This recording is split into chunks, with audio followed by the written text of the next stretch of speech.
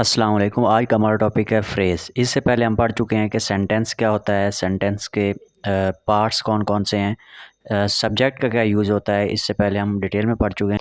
अगर आप इस चैनल पर पहली दफ़ा आ रहे हैं तो इसको सब्सक्राइब करना मत भूलें। आज का हमारा लेक्चर है फ्रेज़। फ्रेज़ क्या होती है ये मैं आपको डिटेल में समझाऊँगा इंशाअल्लाह। अगर कोई आपकी कन्फ्यूजन हो तो आप कमेंट बॉक्स में ज़रूर पूछ सकते हैं। फ्रेज़ क्या होती है? फ्रेज़ जो है ये ग्रुप ऑफ वर्ड्स होता है जिसका कोई ना कोई मानी होता है, ये कोई ना कोई सेंस बनाता है, लेकिन ये एक पार्ट है इसका। अब दूसरा देखें, लेकिन जो वो मानी ये बनाती है वो कंप्लीट सेंस नहीं होता, ये वो उसका कोई कंप्लीट सेंस नहीं होता। तीसरी चीज़ इसमें जो होती है वो ये होती है कि ये सेंटेंस में जो है वो सब्जेक्ट हो सकती है या ऑब्जेक्ट हो सकती है। ये चीज़ आपने ज़हन में रखनी है कि जो फ्रेज़ होती है वो साइमल्टेनियसली सब्जेक्ट और ऑब्जेक्ट नहीं हो सकती।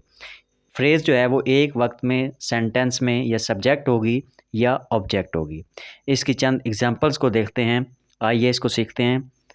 इन the east, on the top of the hill, the beautiful rainbow, round the सन।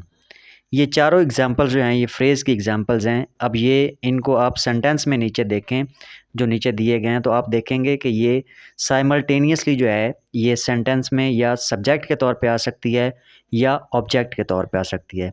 दूसरे लफ्ज़ों में आप ये भी कह सकते हैं कि ये सब्जेक्ट के तौर पर इस्तेमाल हो सकती है या प्रेडिकेट के तौर पर इस्तेमाल हो सकती है। आइए देखें इसकी एग्जांपल्स को। The sun rises in the east.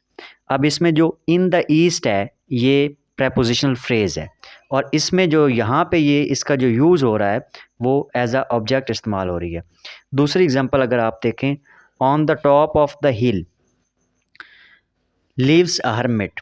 इसमें जो है वो on the top of the hill ये प्रेपोजिशनल फ्रेज़ है। इसी तरह तीसरी एग्जांपल अगर आप देखें, the beautiful rainbow soon faded away. इसमें जो द ब्यूटीफुल रेनबो है ये एडजेक्टिव फ्रेज़ है। जैसा कि आपने देखा कि जो फ्रेज़ है वो दो या दो से ज़्यादा वर्ड्स का कलेक्शन हो सकती है। ये ज़रूरी नहीं कि इसके लिए ये दो वर्ड्स का कलेक्शन हो या तीन वर्ड्स का, दो या तीन से ये एक्सटेंड भी कर सकती है। लेकिन इसका जो इस्तेमाल होता है वो ये होता है या ये सब्जेक्ट के तौर पे आएगी या ये ऑब्जेक्ट के तौर पे आएगी। दूसरी चीज़ आपने ये ज़हन में रखनी है कि ये जो कलेक्शन ऑफ वर्ड्स होता है इसका कोई ना कोई सेंस होता है।